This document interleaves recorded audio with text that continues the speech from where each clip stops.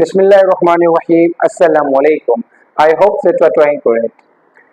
In the last lecture हमने बात की थी finite and non finite verbs को. हमने उनको समझने की कोशिश की थी विद एग्जांपल्स. आज के इस लेक्चर में हम नॉन फाइनाइट वर्ब्स के जो टाइप्स हैं, जेरंड्स, इन्फिनिटिव्स एंड पार्टिसिपल्स, हम उनको विद एग्जांपल्स समझने की कोशिश करेंगे. So let's start our today's topic. Let's start with gerund. Gerund जो होता है basically that is an ing form of the verb that functions as a noun. Gerund जो होता है वो verb की ing form होती है and it functions as a noun. क्योंकि आपको पता है कि जो fourth form of the verb है that is the ing form of the verb. Okay? And ing form of the verb हम जो progressive tenses में use करते हैं, continuous tenses में use करते हैं. For example, I am reading a book. I am reading a book. In this sentence, reading जो है that is a verb. ये verb है. But when ing form of the verb starts acting like a noun, तो उसको हम क्या कहेंगे? Gerund कहेंगे. Now, as a noun, it can be the subject, the object, or the complement in the sentence. क्योंकि जो subject का जो नाउन का काम होता है वो सेंटेंस में या तो सब्जेक्ट होता है या तो ऑब्जेक्ट होता है या तो फिर कॉम्प्लीमेंट होता है किसी भी वर्ब का. एंड ये सेम रोल नाउन की तरह जेरंड भी प्ले करेगा. For example, reading is my favourite hobby. Reading is my favourite hobby. अब रीडिंग जो है वो मेरी फेवरेट हॉबी है. Now in this sentence reading is not a verb, though it is the form of a verb, in form of the verb, but in this sentence it functions as a noun, and as a noun ये इस sentence में जो reading है that is the subject. sentence का subject जो है that is the reading. क्योंकि subject जो होता है, subject वो होता है जिस पे हम क्या करते हैं, बात करते हैं. And in this sentence we are talking about reading. So, reading is my favorite hobby. In this sentence, reading is the subject and that is the gerund. Likewise, we have another sentence. I love watching movies. I love watching movies.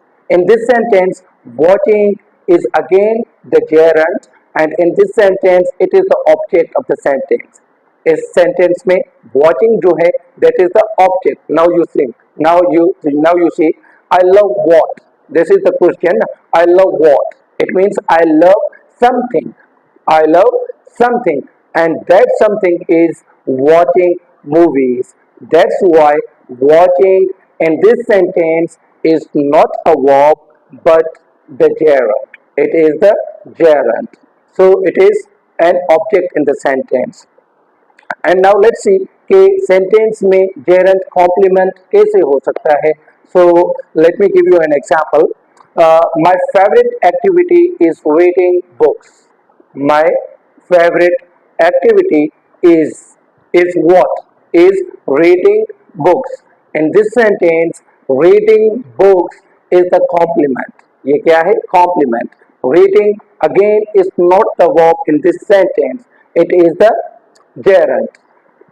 अब एक छोटे सा review करते हैं कि gerund होता क्या है. जेरंड क्या होता है? That is the verbal noun. ये होता तो वर्ब है, मींस वर्ब की form, but it acts as a noun. ये नाउन की तरह एक्ट करता है इन द सेंटेंस, जुमले में, तो उसको हम क्या कहते हैं? जेरंड कहते हैं. Now let's try to understand infinitive. Infinitive क्या होता है? लाइक द जेरंड, जो इन्फिनिटिव होता है it is a verb form. ये भी वर्ब की फॉर्म है and it starts with to. Verb की जो बेस फॉर्म होती है जिसको हम first form of the verb कहते हैं, उनसे पहले जब हम टू ऐड कर देंगे तो वो क्या बन जाएंगे? इन्फिनिटिव्स बन जाएंगे. एंड जो इन्फिनिटिव्स होते हैं they act like nouns. Gerund की तरह इन्फिनिटिव भी नाउन्स की तरह क्या करते हैं? एक्ट करते हैं. फंक्शन होता है इनका in the sentence. As a noun, जैसे मैंने आपको पहले बताया जेरंड्स में कि as a noun it can be the subject, the object and the complement in the sentence. For example, to learn a new language is challenging. To learn a new language is challenging. In this sentence, to learn जो है that is an infinitive. and as a noun it is the subject of the sentence. ये इस sentence में क्या है? Subject है. For example, अच्छा दूसरा example, I want to take tea. I want to take tea. In this sentence, to take is again an infinitive, and in this sentence, I want to take tea. To take is the object. It means I want something. I want something, and that something is to take tea. चाय पीना. Okay. So to take tea क्या होगा? That is the object of the sentence. Likewise, we have another sentence. My goal is to become a doctor. My goal is to become a doctor. In this sentence, to become is the complement. ये क्या है? That is the complement of the sentence. To become, though it is the infinitive, and infinitive like a noun can be the complement of the sentence as well. So my goal is to become a doctor. To become a doctor is a complement. My goal is. My goal is what?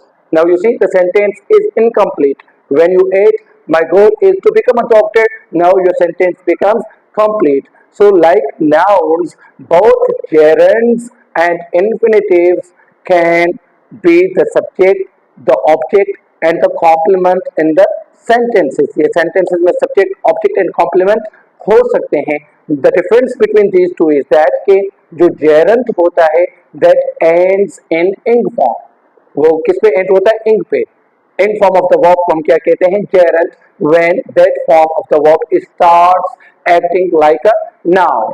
जब ing form of the verb noun की तरह act करे तो उसको हम क्या कहेंगे? Gerund कहेंगे. वेयर एज जो इन्फिनेटिव्स होते हैं वो टू से बनते हैं. To run, to sleep, to read, to write, to eat. This all are infinitives when they act like nouns. अच्छा, इन्फिनेटिव की एक दूसरी टाइप होती है जिसको हम बेयर इन्फिनेटिव कहते हैं. Bare infinitive. बेयर इन्फिनेटिव भी क्या है? इन्फिनेटिव्स ही होते हैं basically, but they are without to. Without to. To run is infinitive. Simply run, run जो होगा that is bare infinitive.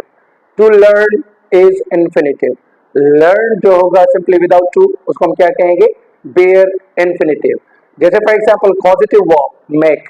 Make में हम क्या यूज करते हैं? Bare infinitive. He made me laugh. He made me loaf.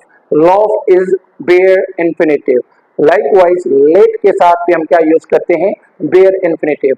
Late me go, let me come. Go and come are bare infinitives. Infinitive पे मैं एक डिटेल्ड लेक्चर भी बनाऊंगा, क्योंकि जो इन्फिनेटिव होता है ये जस्ट एज अ नाउन की तरह एक्ट नहीं करता.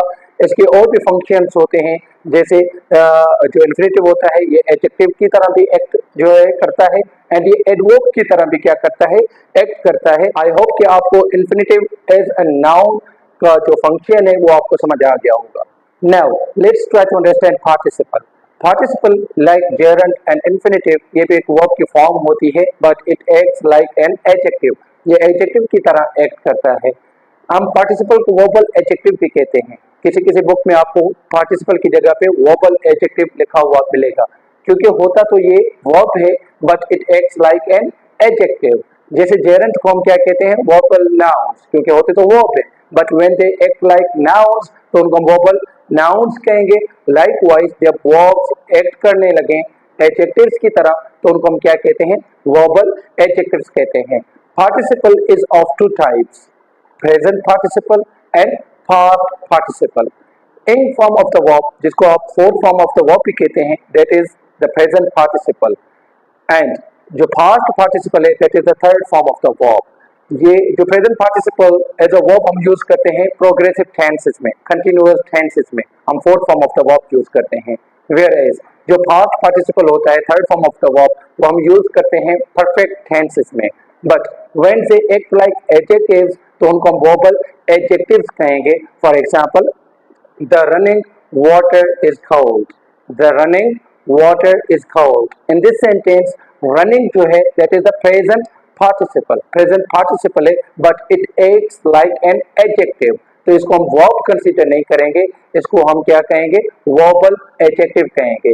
So the running water is cold. Running is not the verb but an adjective, क्योंकि ये वाटर को क्या कर रहा है, water is a noun and running is modifying water, ये वाटर को एज एन एडजेक्टिव मॉडिफाई कर रहा है, तो इसको दैट्स व्हाई हम क्या कहेंगे, verbal adjective.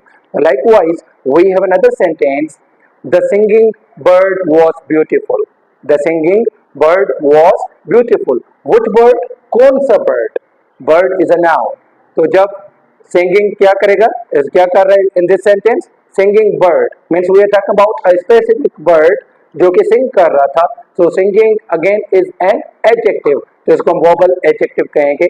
It is not the verb, ये भी इन दिस सेंटेंस वर्ब नहीं है।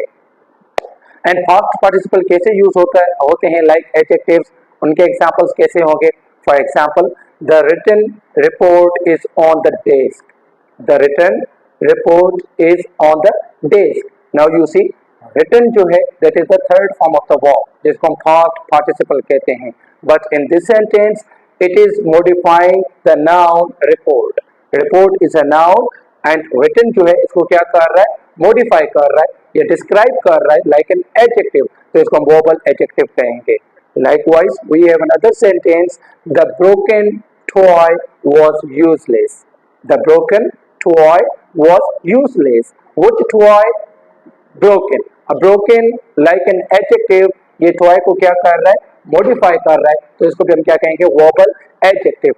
This is how जो participle है they act like adjectives and when they are adjectives they modify or describe nouns। Now a quick review, जो gerunds होते हैं, gerunds are verbal nouns, वो भी in form of the verb होते हैं and they act like nouns। जैसे singing is my hobby, singing is my hobby, in this sentence singing जो है that is the gerund and that is not the participle या that is not the verbal adjective, verbal adjective नहीं है क्योंकि I am talking about something and that something is singing, तो singing is acting like a noun, तो ये क्या होगा, gerund होगा।